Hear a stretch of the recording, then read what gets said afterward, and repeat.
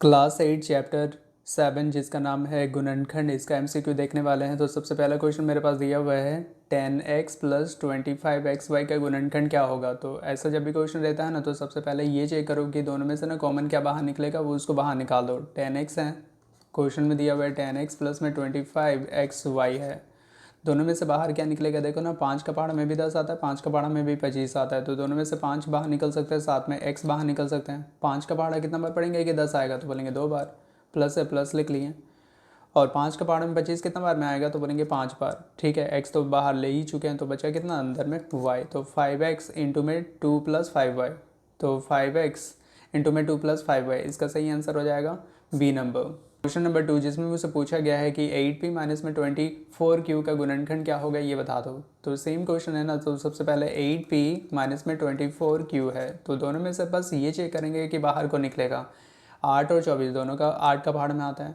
दोनों में से ना 8 को बाहर निकाल दिए, तो यहाँ पे हो गया p माइनस 8 का पहाड़ में 24 कितना बार में आ रहा है, 8 का 8 16, 8 ये 24 3 बार में आ रहा है ना। तो 3 q को तो बाहर नहीं निकाले थे, तो साथ में q भी रहेगा। तो 8 into P minus 3q, 8 into P minus 3q, इसका सही आंसर हो जाएगा ए नंबर। क्वेश्चन नंबर 3 जिसमें मुझसे पूछा गया 15 का अभाज्य गुणनखंड क्या होगा। तो 15 का अभाज्य गुणनखंड, तो 15 को हम ऐसे बोल सकते हैं 3 पचे 15। फिर 5 को ऐसे बोल सकते हैं 5 एकम 5, तो 3 गुना 5, 3 गुना 5, सही आंसर हो जाएगा D number. Question number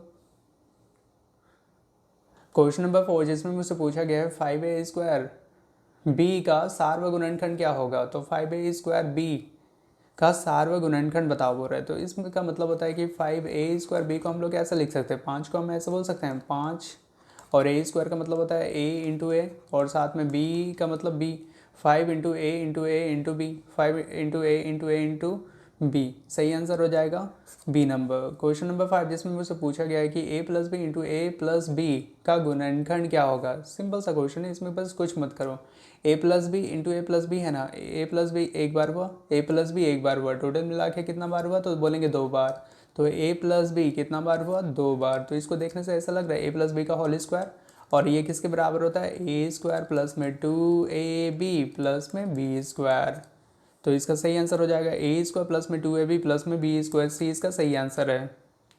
question number 6 जिसमें मुझसे पूछा गया है कि ए स्क्वायर माइनस बी स्क्वायर ये किसके बराबर होता है। तो बोलेंगे ए plus b into a minus B, A plus b into a minus B, सही आंसर हो जाएगा फर्स्ट वाला।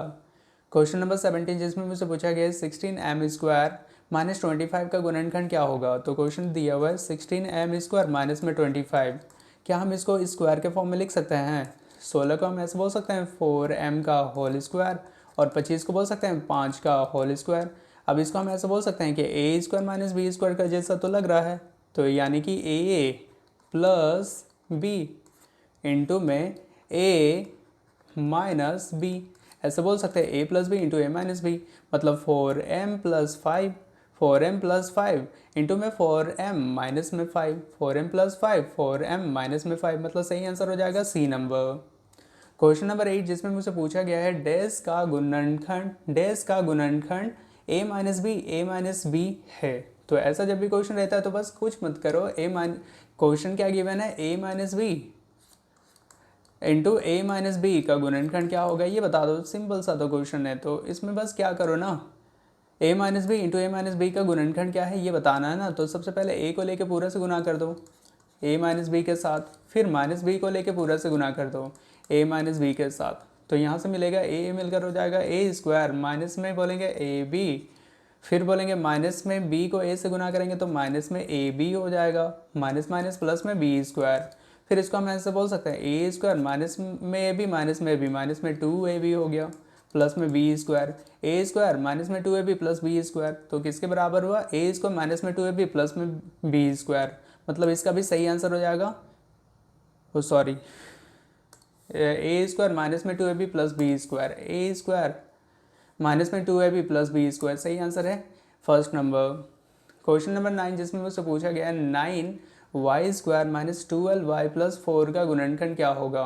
तो इसको सॉल्व करने के लिए देखो मेरे पास क्वेश्चन क्या दिया हुआ है, 9y का स्क्वायर माइनस में 12y प्लस में 4, इसका गुणनखंड क्या होगा ये बताना है ना। तो बस पहला वाला नंबर को ना लास्ट वाला नंबर के साथ पहले गुना किया जाता है, 9 चौके 36 हम बोल सकते हैं, फिर 36 का अभाज्य गुणनखंड करेंगे तो 2 एकम 2, 2 8 16 हो जाएगा, फिर 2 9 18 हो जाएगा, फिर 3 3 9 हो जाएगा, फिर 3 एकम 3। तो इसको फिर कैसे भी करके प्लस माइनस करके बीच वाला लेके आना पड़ता है। तो हम इसको ऐसे बोल सकते हैं 3 दूनी 6, फिर 3 दूनी 6, मतलब ये हो गया कि 6 में 6 जोड़ने पर तो 12 आ जाएगा। तो हम इसको ऐसा करके बोल सकते हैं 9y² माइनस में 6y माइनस में 6y प्लस में 4। अब दोनों को बस देखना है, दोनों में से बाहर कौन निकलेगा, दोनों में से 3 बाहर निकल जाएगा, साथ में y है तो y को भी बाहर निकाल देंगे। 3 का पहाड़ में 9 कितना बार में आएगा, 3 बार में। एक ठो y को बाहर निकाल चुके हैं, अभी भी एक ठो y अंदर है, माइनस है माइनस हो जाएगा, 3 दूने 6 हो जाएगा। फिर यहाँ से अगर देखें तो माइनस, और यहाँ पे दोनों में से बाहर निकलेगा 2, तो 2 को बाहर निकाल दिए, यहाँ पे हो जाएगा 2 तिया 6, 2 तिया 6 हुआ, 3 लिख लिए, साथ में y था y लिख लिए। अब यहाँ पे मुझे प्लस चाहिए तो यहाँ पे माइनस लेंगे, माइनस माइनस में प्लस हो जाएगा, 2 दूने 4 हो जाएगा। तो यहाँ पे हम क्या देख रहे हैं 3y माइनस में 2, और बाहर में कौन था 3y माइनस में 2, तो 3y माइनस में 2, 3y माइनस में 2, इसको ऐसे बोल सकते हैं 3y माइनस में 2 कितना बार है, तो बोलेंगे 2 बार। 3y माइनस में 2 का होल स्क्वायर, 3y माइनस में 2 का होल स्क्वायर, बी इसका सही आंसर होगा। क्वेश्चन नंबर 10 जिसमें मुझसे पूछा गया है कि x² प्लस में 6x प्लस में 9 का गुणनखंड क्या होगा। सेम क्वेश्चन है ना, इसी टाइप से है, तो इसको ऐसे बोल सकते हैं 9 का पहले अभाज्य गुणनखंड करना होगा। x² के पहले कुछ नहीं है मतलब 1, एक को पहले 9 से गुना करते हैं तो 9 हो गया, 9 का अभाज्य गुणनखंड करेंगे तो 3 तिया 9, 3 एकम 3। तो इसमें क्वेश्चन जो दिया हुआ था x² प्लस में 6x प्लस 9, ये क्वेश्चन था ना, तो x² को x² लिखेंगे, प्लस को प्लस, 6x को हम ऐसे बोल सकते हैं 3x प्लस में 3x प्लस में 9 लिख सकते हैं। दोनों में से बाहर को निकलेगा तो बोलेंगे x को x से गुना करेंगे तो x² हो जाएगा, प्लस से प्लस, फिर x को तो बाहर ले ही चुके मतलब अंदर में हो जाएगा 3, फिर दोनों में से बाहर को निकलेगा तो बोलेंगे 3x प्लस x। 3 को कितना बार पढ़ेंगे कि 9 आएगा, तो 3 बार। तो यहाँ पे देख रहे हैं x प्लस 3, यहाँ पर भी x प्लस 3, यहाँ पर भी है, तो x प्लस 3 को एक बार लिख लिए, और बाहर में कौन है x प्लस में 3, x प्लस 3, तो ये कितना बार हुआ, 2 बार हुआ, तो x प्लस 3 का होल स्क्वायर, x प्लस 3 का होल स्क्वायर, सही आंसर हो जाएगा सी नंबर, x प्लस 3 का होल स्क्वायर, सी इसका सही आंसर है। क्वेश्चन नंबर 11 जिसमें मुझसे पूछा गया है कि a² इंटू में b² a² इंटू में b² माइनस में 6abc प्लस में 9c² का गुणनखंड क्या होगा ये बता दो। तो ऐसा जब भी क्वेश्चन रहता है ना, तो सबसे पहले देखो ना, यहाँ पे हम इसको ऐसे बोल सकते हैं, पहला में कौन है a² इंटू में b² है, तो इसको हम ऐसे बोल सकते हैं ab का होल स्क्वायर, माइनस में 6abc है, और माइनस में 6abc है, तो इसको हम ऐसे बोल सकते हैं 2a, और b के जगह पे कौन है उसको समझने के लिए हम देखो इसको 9c का स्क्वायर को हम ऐसे बोल सकते हैं 3c का होल स्क्वायर। तो देखो a² पता है, माइनस में 2a, b होता है, b के जगह पे कौन है तो बोलेंगे 3c। देखो ना 3 दूने 6, abc, 6abc हो गया। अब ये किसका फॉर्मूला होता है, a² माइनस में 2b plus b², a plus b का होल स्क्वायर के बराबर होता है। तो आंसर में बोलेंगे ab प्लस 3c का होल स्क्वायर, सही आंसर हो जाएगा बी नंबर। क्वेश्चन नंबर 12 जिसमें मुझसे पूछा गया है x⁴ माइनस में 6⁻25 का गुणनखंड क्या होगा ये बता दो। तो यहाँ पे हम ऐसे बोल सकते हैं x का पावर 4 है ना, तो इसको हम x² का होल स्क्वायर बोल सकते हैं। माइनस में 625 को हम ऐसे बोल सकते हैं 25 25 625 होता है ना, तो मतलब 25 का होल स्क्वायर बोल सकते हैं। यहाँ पे a² माइनस में b² का जैसा लग रहा है, ये a² माइनस b² बराबर होता है a प्लस b इंटू में a माइनस बी के बराबर होता है, a प्लस बी इंटू में a माइनस बी के बराबर होता है। तो x² प्लस में 25 ये बराबर हो जाएगा x² माइनस में 25, x² माइनस में 25 को हम ऐसे बोल सकते हैं 5 का होल स्क्वायर, ठीक है, ऐसे बोल सकते हैं। फिर यहाँ से हम आगे बोल सकते हैं x² प्लस 25 इंटू में x² a² माइनस में b², इसको बोल सकते हैं a प्लस बी इंटू में a minus b, a plus b into में a माइनस बी। तो यहाँ पे मुझे आंसर में क्या मिला, तो x² प्लस 25, x² प्लस 25 तो मिल गया, साथ में x माइनस 5, x प्लस 5 में इसका सही आंसर हो जाएगा सी नंबर। क्वेश्चन नंबर 13 जिसमें मुझसे पूछा गया डैश का गुणनखंड x plus a into x plus b होगा। तो x plus a into x plus b बोलने का मतलब होता है x को x plus a into x plus b, ये तो डायरेक्ट एक फॉर्मूला होता है जिसको हम लोग बोलते हैं x² plus a plus b into x plus में ab, तो बस ये चेक करेंगे कौन मेरे से मैच कर रहा है इससे। X square plus a plus b into x plus में a b, x square plus a plus b into x plus में ए बी, मतलब ए ही इसका सही आंसर है। क्वेश्चन नंबर 14 जिसमें मुझसे पूछा गया है x square plus 5x plus 6 का गुणनखंड क्या होगा ये बता दो। तो लास्ट में नंबर कौन है 6, तो 6 से पहला वाला नंबर से गुना किया जाता है। 6 को 1 से गुना करेंगे तो 6 हो जाएगा। अब 6 का अभाज्य गुणनखंड करेंगे तो हो जाएगा 2 तिया 6, फिर 3 एकम 3, 2 और 3 ही मिला। कैसे भी करके प्लस माइनस करके मुझे बीच वाला लाना पड़ता है। तो मेरे पास क्वेश्चन था एक्स स्क्वायर प्लस में 5x प्लस में 6, तो इसको हम ऐसे बोल सकते हैं प्लस में चाहिए ना, तो एक्स स्क्वायर को एक्स स्क्वायर लिख लिए, 2x में 3x को अगर जोड़ेंगे तो 5x हो जाएगा प्लस में 6। अब ये दोनों में कॉमन क्या है तो x, तो x यहाँ पे पहले x को 1 से गुना करेंगे एक्स स्क्वायर मिल जाएगा प्लस में x तो ले ही चुके हैं ना, मतलब अंदर में कौन बचा 2, यहाँ पे बोलेंगे 3 तो ले चुके हैं। अब 3 को बाहर निकाल दिए तो अंदर में कौन बचा x प्लस 3 का पहाड़ में 6 कितना बार में आता है 2 बार में आता है। तो हम इसको ऐसे फिर बोल सकते हैं, दोनों में देखो सेम चीज़ मिल जाता है तो इसको लिखते हैं एक बार x प्लस 2, बाहर में कौन है तो बोलेंगे x plus 3, x plus 2 into में x plus 3, x plus 2 into में x प्लस 3, सही आंसर हो जाएगा बी नंबर। क्वेश्चन नंबर 15 जिसमें मुझसे पूछा गया है m square plus m minus में 56 का गुणनखंड क्या होगा ये बता दो। तो सबसे पहले ये करो 56 का अभाज्य गुणनखंड निकालो। 56 को हम ऐसे बोल सकते हैं 2 दूनी 4, 2 अठे 16, 2 एकम 2, 2 सते 14, तो फिर 17 एकम 17। अब मेरे पास ऑप्शंस क्या है 17 और फिर से देखो 2 दूनी 4 हो गया, 2 अठे 16, 2 एकम 2, 2 एकम 2, 2 4 8 होगा। ठीक है, यहाँ पे मिस्टेक हो गया।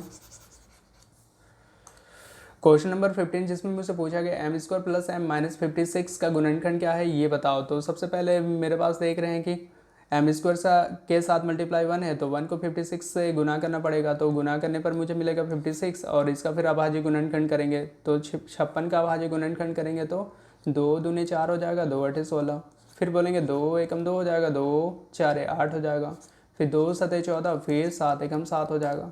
कैसे भी करके प्लस माइनस करके मुझे बीच वाला सिर्फ m चाहिए, m यानी कि 1 चाहिए। तो कैसे करके मिलेगा 2 दूनी 4, 4 दूनी 8, तो हम इसको ऐसे बोल सकते हैं 8 में से 7 घटा दो 1 मिल जाएगा।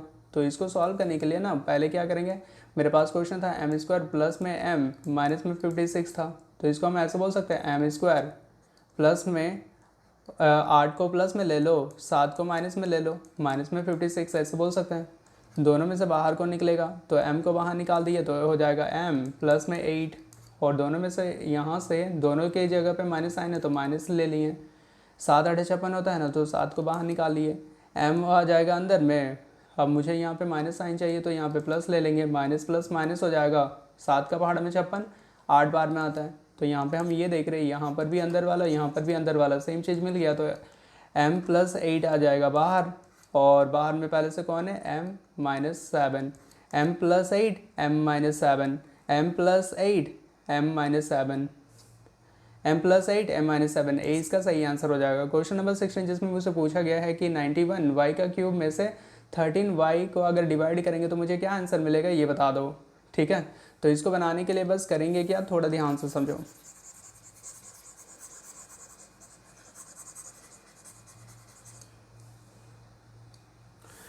क्वेश्चन दिया हुआ है 91 y का क्यूब डिवाइड में 13 y, ये किसके बराबर होगा ये बताओ। तो इसको हम ऐसे बोल सकते हैं 91 y का क्यूब है, इसको बस भाग देने के लिए बोल रहे हैं 13 y से, तो किसके बराबर होगा। तो यहाँ पे देखो ना ऊपर में 3 y है, नीचे में 1 y है, तो 1 y 3 y में से 1 y घट गया तो बचा कितना, अभी 2 y बचा हुआ है। ठीक है, 13 का पहाड़ा कितना बार पढ़ने पर 91 आएगा, 13 सत्ते 91 होता है 7 बार। तो यहाँ पे सबसे पहले 7 बोलेंगे और साथ में कौन है y कितना है बचा हुआ है 2 तो 7 y का स्क्वायर इसका सही आंसर हो जाएगा, सी इसका सही आंसर है। क्वेश्चन नंबर 17 जिसमें मुझसे पूछा गया है 8a स्क्वायर प्लस में 24a, क्वेश्चन बोल रहा है कि 8a स्क्वायर प्लस में 24a, इसको ना भाग दे दो किससे a प्लस 3 से, तो क्या मिलेगा ये बता दो। दोनों में से देखो ना 8 का पहाड़ में दोनों आ जाता है ना, तो 8 और a को बाहर निकाल दो, तो यहाँ पे हो जाएगा a प्लस 8 का पहाड़ में 24 3 बार में आता है, डिवाइड में बोलेंगे a प्लस 3 तो है ये पहले से। ठीक है, तो a प्लस 3 को कैंसिल कर दिया तो बचा कितना, तो 8a बचा, तो इसका सही आंसर हो जाएगा सी नंबर। क्वेश्चन नंबर 18 जिसमें मुझसे पूछा गया 9xy² z। क्वेश्चन में है 9xy² z, इसको बोला कि डिवाइड करो 3xy के साथ, तो क्या मिलेगा। तो सबसे पहले देखो तो x कट गया, y दो, यहाँ पे 2 y था, 1 y कैंसिल हो गया, तो बचा कितना, सिर्फ 1 y। 3 का भाड़ा में 9 कितना बार में आता है, 2 बार में। तो बोलेंगे यहाँ पे पहले क्या बचा, नंबर में बचा है 2, और यहाँ पे y 1 बचा है और z बचा है, तो 2yz इसका सही आंसर हो जाएगा। 2yz, सॉरी 3 तिया 9 होता है ना, तो 3 हो जाएगा 3yz यानी कि 20 का सही आंसर हो जाएगा। क्वेश्चन नंबर 19 जिसमें मुझसे पूछा गया 28p² को भाग दे दो, बोल रहा है कि 7pq के साथ, तो 7 चौके 28 होता है। 1 2p यहाँ से कट गया, 1 2q यहाँ से कट गया, तो बचा कितना, 4 बचा, और साथ में 1 p बचा हुआ है, तो 4p इसका सही आंसर हो जाएगा। ए इसका सही आंसर है। क्वेश्चन नंबर 20 जिसमें मुझसे पूछा गया है कि 108 m² को ना भाग दे दो 12mn के साथ। तो नीचे में 1 2 n है, ऊपर में 2 2 n था, 1 2 n को काट दिया, फिर 1 2 m कट गया, m 2 2 था, 1 2 m कट गया, तो 12 9 108 होता है। तो बोलेंगे 9m और n बचा हुआ है, तो 9mn इसका सही आंसर हो जाएगा। मतलब 20 का ए इसका सही आंसर है।